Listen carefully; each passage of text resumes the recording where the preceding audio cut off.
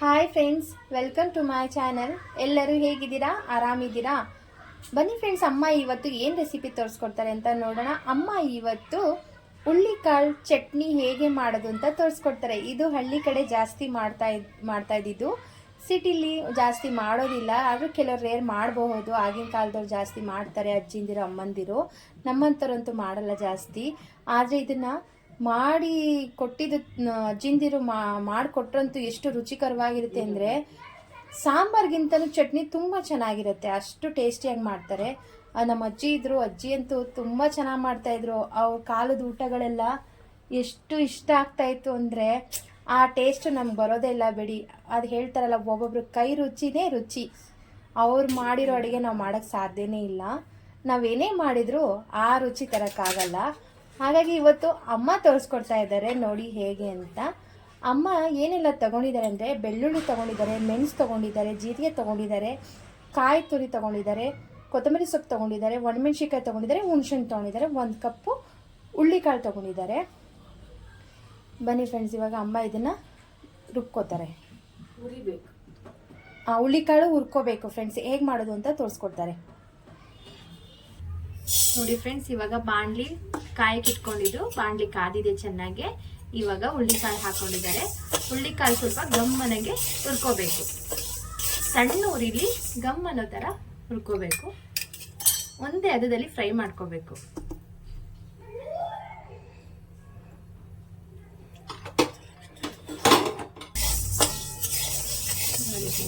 ಒಂದೇ ಹದದಲ್ಲಿ ಹುರ್ಕೋಬೇಕು. ಸಣ್ಣ ಉರಿ ಇಟ್ಕೊಂಡು ತುಂಬ ಹೈ ಫ್ಲೇಮಲ್ಲೂ ಹುರ್ಕೋಬಾರ್ದು. ಯಾಕೆ ಅಂದರೆ ಬೇಗ ಸೀದೋಗ್ಬಿಡುತ್ತೆ, ಕಲರ್ ಬಂದ್ಬಿಡುತ್ತೆ. ಆದರೆ ಕಾಳು ಆಗಿರಲ್ಲ. ಈ ಕಾಳು ಹುರ್ಕೊಳ್ಳೋದು ಒಂದು ಪ್ರಮಾಣ, ಹುರ್ಕೊಳ್ಳೋದು ಒಂದು ವಿಧಾನ ಇದೆ ಇದು. ಯಾಕೆಂದರೆ ಹೈ ಫ್ಲೇಮಲ್ಲಿ ನಾವು ಸುಮ್ಮನೆ ಹುರ್ಕೊಬಿಟ್ರೆ ಕೆಂಪಾಗ್ಬಿಡುತ್ತೆ, ಸೀದೋಗ್ಬಿಡುತ್ತೆ, ಆ ಟೇಸ್ಟ್ ಬೇರೆ ಬರುತ್ತೆ. ಅದಕ್ಕಾಗಿ ಸಣ್ಣ ಊರಿಲಿ ನಿಧಾನ ಆದರೂ ಪರವಾಗಿಲ್ಲ, ಚೆನ್ನಾಗಿ ಘಮ ಘಮ ಅನ್ನೋ ಥರ ಹುರ್ಕೋಬೇಕು. ಗೋಲ್ಡನ್ ಕಲರ್ ನೋಡಿ ಫ್ರೆಂಡ್ಸ್, ಯಾವ ರೀತಿ ನೋಡಿದ್ರ, ಈ ರೀತಿ ಗಮ್ಮನ ಥರ ರೋಸ್ಟ್ ಮಾಡ್ಕೊಂಡಿದ್ದಾರೆ, ಚೆನ್ನಾಗಿ ಹುರ್ಕೊಂಡಿದ್ದಾರೆ. ನೋಡಿ, ಕಪ್ಪು ಆಗಬಾರ್ದು, ಜಾಸ್ತಿ ಸೀದು ಹೋಗ್ಬಾರ್ದು. ಸೀದೋದ್ರೆ ಚಟ್ನಿ ಟೇಸ್ಟೇ ಬೇರೆ ಬಂದ್ಬಿಡುತ್ತೆ. ಹಾಗಾಗಿ ಇದು ಹುಳ್ಳಿಕಾಳು ಚಟ್ನಿ ಆಗಿರೋದ್ರಿಂದ ಹುಳ್ಳಿಕಾಳು ಕರೆಕ್ಟಾಗಿ ಹುರಿದ್ರೇನೆ ಹುಳ್ಳಿಕಾಳು ಚಟ್ನಿ ರುಚಿಕರವಾಗಿ ಬರುತ್ತೆ. ಇವಾಗ ಇದು ತಣ್ಣಗಾಗ್ಲಿಕ್ಕೆ ಬಿಡಬೇಕು. ನೋಡಿ ಫ್ರೆಂಡ್ಸ್, ಇದು ತಣ್ಣಗಾದ ನಂತರ ಒಂದು ಸ್ವಲ್ಪ ತಣ್ಣೀರು ಹಾಕಿದ್ದಾರೆ ಅಮ್ಮ. ಯಾಕೆಂದ್ರೆ ಕಾಳುಗಳನ್ನ ತೊಳೆದು ಹಾಕೊಳ್ಳೋಕೆ. ಹಿಂದೆ ತೊಳಿತಾನೆ ಇರಲಿಲ್ಲ ಬಿಡಿ, ಅವ್ರು ಬೆಳೀತಾ ಇದ್ದಿದ್ದು ಹೊಲದಲ್ಲಿ, ಅದು ಫ್ರೆಶ್ ಬಳಸ್ಕೊತಾ ಇದ್ರು.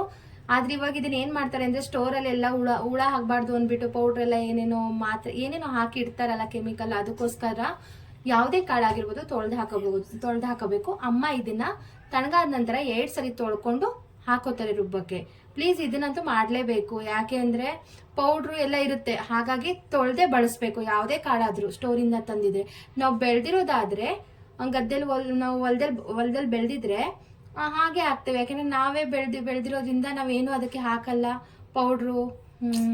ಯಾಕೆಂದರೆ ಹಾಳಾಗಬಾರ್ದು ಅಂತ ಕೆಮಿಕಲ್ ಹಾಕ್ತಾರೆ. ಮಾತ್ರೆ ಏನೇನೋ ಬರುತ್ತೆ, ಅದನ್ನ ಕಟ್ಟ ಹಾಕ್ತಾರೆ, ಬಟ್ಟೆಯಲ್ಲಿ ಅದೇನೋ ಕಟ್ಟಿ ಎಲ್ಲ ಹಾಕ್ತಾರೆ. ಊರ ಕಡೆನೂ ಹಾಕ್ತಾರೆ, ಯಾಕೆಂದರೆ ಮಾರಬೇಕು ಅನ್ನೋದಾದರೆ.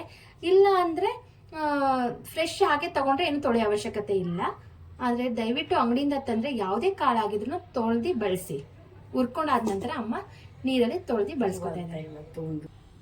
ನೋಡಿ ಫ್ರೆಂಡ್ಸ್, ಅಮ್ಮ ತೊಳ್ಕೊಂಡಾದ ನಂತರ ಮಿಕ್ಸಿ ಜಾರ್ ಹಾಕೊಂಡಿದ್ದಾರೆ. ಇವಾಗ ಇದೇನೆಲ್ಲ ನಿಮಗೆ ತೋರಿಸಿದ್ರು ಇದನ್ನೆಲ್ಲ ಮಿಕ್ಸಿ ಜಾರ್ಗೆ ಸೇರಿಸ್ಕೊತಾರೆ ರುಬ್ಬೋದಕ್ಕೆ. ನೋಡಿ, ರುಚಿಗೆ ತಕ್ಕಷ್ಟು ಉಪ್ಪು ಹಾಕ್ತಾ ಇದ್ದಾರೆ. ಇವಾಗ ರುಬ್ಕೋತಾರೆ. ಇವಾಗ ರುಬ್ಕೋತಾರೆ. ನೋಡಿ ಫ್ರೆಂಡ್ಸ್, ಅಮ್ಮ ರುಬ್ಬಿ ಬಟ್ಲಿಗೆ ಹಾಕೊಂಡಿದ್ದಾರೆ. ತರ್ತರಿ ಆಗಿರ್ಬೇಕು, ತುಂಬಾ ನೈಸು ಆಗಬಾರ್ದು, ತುಂಬಾ ರಫು ಇರಬಾರ್ದು, ತರ್ತರಿನೂ ಇರಬಾರ್ದು. ಮೀಡಿಯಮ್ ಆಗಿ ರುಬ್ಕೋಬೇಕು. ನೀರು ಜಾಸ್ತಿ ಹಾಕೋಬಾರ್ದು. ಸ್ವಲ್ಪ ನೀರು ಹಾಕೊಂಡು ನೋಡ್ಕೊಂಡು ರುಬ್ಬೇಕಾದ್ರೆ ನೋಡ್ಕೊಂಡು ಸ್ವಲ್ಪ ನೀರು ಹಾಕೊಂಡು ರುಬ್ಕೊಳ್ಳಿ. ಮತ್ತೆ ನೀವು ಇದಕ್ಕೆ ಕಾಯಿ ಸೇರಿಸ್ಕೊಳ್ದೇನೆ ಮಾಡ್ಬೋದು. ಅಂದರೆ ಬರೀ ಹುಳ್ಳಿಕಾಳು ತಿನ್ನೋದಕ್ಕೆ ಆಗಲ್ಲ ಅಂದರೆ ಕಾಯಿ ಸೇರಿಸ್ಕೊಳ್ಳಿ. ಇಲ್ಲ ಅಂದರೆ ಸ್ವಲ್ಪ ಕಾಯಿ ಹಾಕೊಂಡು ಮಾಡ್ಕೋಬೋದು. ಹೀಗೂ ಚೆನ್ನಾಗಿರುತ್ತೆ. ಕಾಯಿ ಹಾಕ್ತಲೇನೂ ಟೇಸ್ಟ್ ನೋಡಿ, ಅದನ್ನು ಕೂಡ ತುಂಬ ಚೆನ್ನಾಗಿರುತ್ತೆ ಟೇಸ್ಟು. ಹಾಗಾದರೂ ಮಾಡ್ಕೊಳ್ಳಿ, ಇಲ್ಲ ಹಿಂಗಾದರೂ ಮಾಡ್ಕೊಳ್ಳಿ. ಇವಾಗ ಇದಕ್ಕೆ ಒಗ್ಗರಣೆ ಹಾಕ್ತಾರೆ. ಹಿಂದೆ ಒಗ್ಗರಣೆ ಹಾಕ್ತಾ ಇರಲಿಲ್ಲ, ಹೀಗೆ ತಿಂತಾಯಿದ್ರು. ರೊಟ್ಟಿಗೆ ಅಕ್ಕಿ ರೊಟ್ಟಿ, ಜೋಳ ರೊಟ್ಟಿ, ಚಪಾತಿ ಎಲ್ಲದಕ್ಕೂ ಚೆನ್ನಾಗಿರುತ್ತೆ ಇದು. ಇವಾಗ ಅಮ್ಮ ಒಗ್ಗರಣೆ ಹಾಕ್ತಾ ಇದ್ದಾರೆ. ನೋಡಿ ಚಿಕ್ಕದು ಪ್ಯಾನ್ ಇಟ್ಕೊಂಡಿದ್ದಾರೆ, ಎಣ್ಣೆ ಹಾಕೊಂಡಿದ್ದಾರೆ. ಇವಾಗ ಇದಕ್ಕೆ ಅಮ್ಮ ಸಾಸಿವೆ ಮತ್ತೆ ಕರಿಬೇವು ಹಾಕ್ತಾರೆ ಅಷ್ಟೇ, ಇನ್ನೇನು ಹಾಕಲ್ಲ. ಹಿಂದೆ ಒಗ್ಗರಣೆನೇ ಹಾಕ್ತಾ ಇರ್ಲಿಲ್ಲ ಫ್ರೆಂಡ್ಸ್ ಇದಕ್ಕೆ, ಹುಳಿಕಾಳು ಚಟ್ನಿಗೆ. ಆದ್ರೆ ಇವಾಗ ನಮ್ಗಳಿಗೆ ಯಾವುದೇ ಚಟ್ನಿ ಮಾಡಿದ್ರು ಒಗ್ಗರಣೆ ಹಾಕಿದ್ರೇನೆ ಅದು ಒಂದು ಟೇಸ್ಟ್ ಬರೋದು. ಅದಕ್ಕೆ ಅಮ್ಮ ಇವಾಗ ಒಗ್ಗರಣೆ ಹಾಕ್ತಾ ಇದ್ದಾರೆ. ನೋಡಿ ಸಾಸಿವೆ ಹಾಕಿದ್ರು. ಇವಾಗ ಸಾಸಿವೆ ಆದ ನಂತರ ಕರಿಬೇವು ಹಾಕ್ತಾರೆ. ಕರಿಬೇವು ಹಾಕಿದ್ರು ನೋಡಿ ಫ್ರೆಂಡ್ಸ್. ಇವಾಗ ಒಗ್ಗರಣೆ ಹಾಕಿದ್ದನ್ನ ಸೇರಿಸ್ತಾ ಇದ್ದಾರೆ.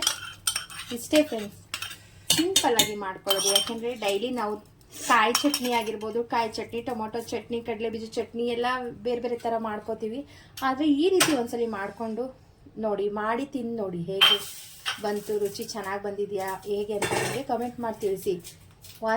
ಒಂದ್ಸಲಿನಾದರೂ ನೀವು ಟ್ರೈ ಮಾಡಿ ನೋಡಿ. ಈ ಹುಳಿಕಾಳು ಚಟ್ನಿನ ಅಮ್ಮ ತೋರಿಸ್ಕೊಟ್ಟಿದ್ದು ಖಂಡಿತವಾಗ್ಲೂ ಇಷ್ಟ ಆಗುತ್ತೆ. ಅಪರೂಪಕ್ಕೆ ತಿನ್ನೋಕ್ಕೆ ತುಂಬ ಚೆನ್ನಾಗಿರುತ್ತೆ. ಇದಕ್ಕೆ ಕಾಂಬಿನೇಷನು ರಾಗಿ ರೊಟ್ಟಿ ಸೂಪರ್ ಆಗಿರುತ್ತೆ. ರಾಗಿ ರೊಟ್ಟಿ ಮಸಾಲ ರೊಟ್ಟಿ ಮಾಡ್ಕೊಂಡು ಇದು ತಿಂದರೆ ಸಖತ್ತಾಗಿರುತ್ತೆ. ಅಕ್ಕಿ ರೊಟ್ಟಿಗೂ ಚೆನ್ನಾಗಿರುತ್ತೆ. ಚಪಾತಿನೂ ತಿನ್ಬೋದು, ಬಿಸಿ ಬಿಸಿ ಅನ್ನನೂ ಕಲ್ಸ್ಕೊಂಡು ಊಟ ಮಾಡ್ಬೋದು. ಫ್ರೆಂಡ್ಸ್, ಅಮ್ಮ ತೋರಿಸ್ಕೊಟ್ಟಿರೋ ಈ ನಿಮಗೆ ಹುಳ್ಳಿಕಾಳು ಚಟ್ನಿ ಇಷ್ಟ ಆಗಿದ್ರೆ ಪ್ಲೀಸ್ ಒಂದು ಲೈಕ್ ಕೊಡಿ, ಶೇರ್ ಮಾಡಿ, ಸಬ್ಸ್ಕ್ರೈಬ್ ಮಾಡ್ಕೊಳ್ಳಿ, ಕಾಮೆಂಟ್ ಮಾಡಿ ತಿಳಿಸಿ ಹೇಗೆ ಬಂತು ಅಂತ. ಬೆಲ್ ಬಟನ್ ಕ್ಲಿಕ್ ಮಾಡ್ಕೊಳ್ಳಿ. Thank you. ಬಾಯ್.